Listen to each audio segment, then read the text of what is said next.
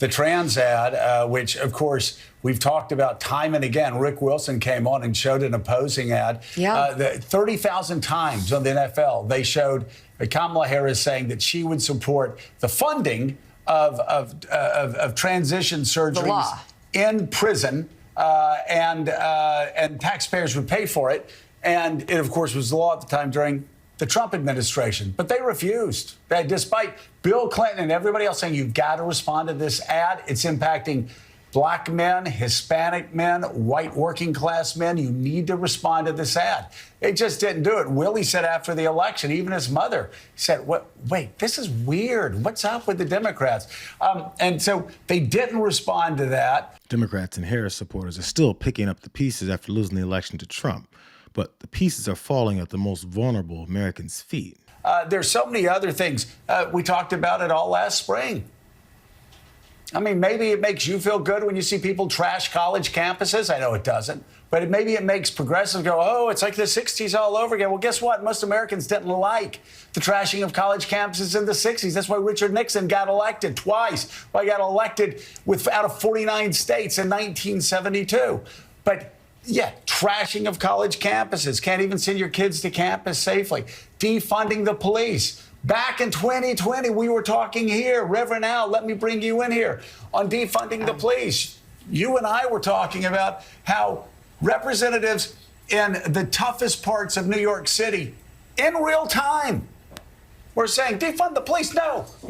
We need more police on the street protecting our children as we walk to school. We need more children in the classroom. In the classrooms, more police officers, safety officers, so our children can go to and from class, so our businesses can be safe, so we can live a safe life. The characterization of students protesting the genocide in Gaza as them trashing college campuses and calls to force police departments to stop targeting and murdering innocent black Americans as efforts to stop police from protecting your kids at school is being adopted by people who once acted like they care. This is what we've known since 2017 and what you and I have talked about, that white elitists that run the Democratic Party are far to the left of many black and Hispanic voters in the Democratic Party. And I remember a pollster for Barack Obama, I think his name was David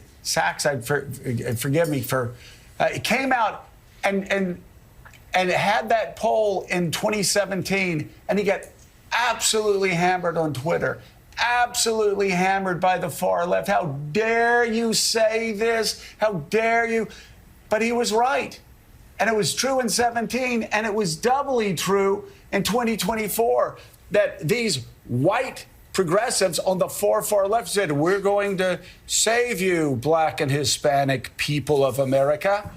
A lot of black and Hispanic people in America say, no thanks. You're kind of wild. You're too far left. We believe in the American dream. We want to be part of the American dream. Thanks, but no thanks. Keep that in your college classes. Rev.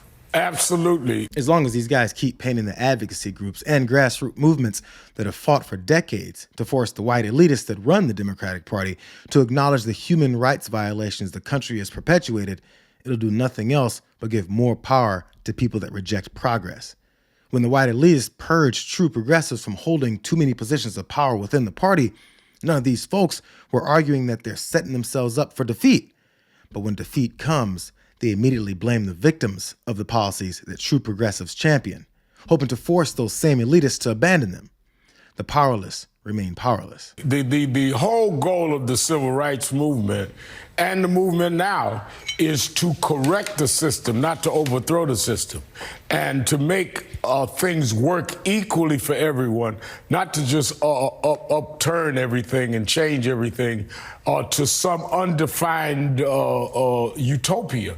And these latte liberals that speak for people that they don't speak to, that want to lead people that they don't even like, are running around trying to represent things that was never part of what we were saying. All of us that were on the forefront and still are of police reform never said defund the police. We were trying to get police of color and of other circumstances up in these departments to deal with stop and frisk and deal with other things. And then when you come and disregard and disrespect common people that are trying to get their kids in college and pay the tuition and student debt loan forgiveness and all, and you're going to disrupt the campus. It was very interesting to me that they were very selective in the causes they wanted to fight, and the causes on the ground that everyday people had to deal with, they were absent, which is why many, I texted you on that last week, which is why many people, when they raised the problem, came back to us.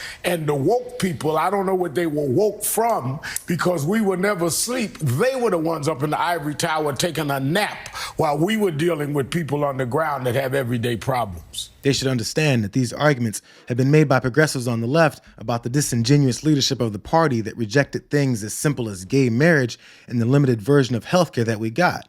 They fought tooth and nail against progressive policies out of fear of being labeled as weak or un-American. So now that they got outmaneuvered by a criminal that appealed to the darkest biases of humanity by degrading people as the other, these elitists are giving up and apparently joining the degradation instead of fighting for humans and not simply political power. I've been reckoning this for the last 10 years, and I've been really struck when I come over in the last 10 years and I meet my friends. I lived in DC, so many Democrat friends, and I didn't think that I'd changed, but I felt myself having increasing numbers of arguments with people on cultural issues, because I think the whole party, the whole elite milieu moved to the left in a very weird way. I mean, the whole issue, the trans issue, for example, where The Economist very loudly, very clearly, all along took a view that was anti-woke, if you will. We were very skeptical about medical interventions, very skeptical about men on women's sports and so forth. And I got so much uphill for this from people, from sort of elite liberal types. You know, what was The Economist doing? What was this? And what strikes me now is, yes, people have realized that elites on the left were way different from where ordinary people are. And you know, as exactly as you say, lots of people saying, what is happening in our schools? What is happening in our colleges? But the question for me now is, how does that change? I mean, everyone seems to have at last had a wake-up call, but just how does that change? And how do the kind of, you know, the elites of this party actually turn things around? It's not obvious to me that that's going to happen fast enough. And I'm struck that even in the last few days, there are people on the cultural left doubling down on the cultural left's position. So I don't know, it's your country, not my country, but Right. When you live in London, you do sometimes come to the US and you think, what on earth is going on here? This place has culturally gone off the reservation on the left. They've gone off the reservation? So while these pundits continue to ignore the very people affected by the policies Trump promises to inflict on them, they're making the same mistake that the elite leadership keeps making, worrying about the surface strategies to win rather than focusing on the people that they're supposed to be representing. And trans people are among the first to be thrown under the bus, which illustrates that those complaining also never saw their rights as anything more than tools to gain power. We were very critical about a man who was a swimmer in the Ivy League who transitioned and swam against women, and suddenly he went from like the 386th best swimmer to against men to like the first against women. And I remember saying something about it at the time, and people going, "Oh my God, how dare you say that? Why, you're a radical extremist." I said, "No, actually, there's a Pew poll out that shows 85% of Americans agree with me."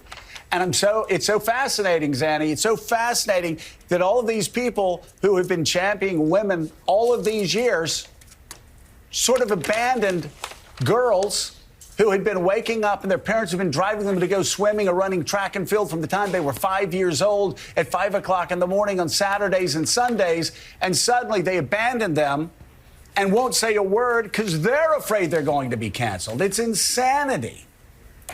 I think that fear of being cancelled was what drove it. I mean, there was a sense amongst many in the sort of liberal elite, to use that. I guess you're all part of it here, to be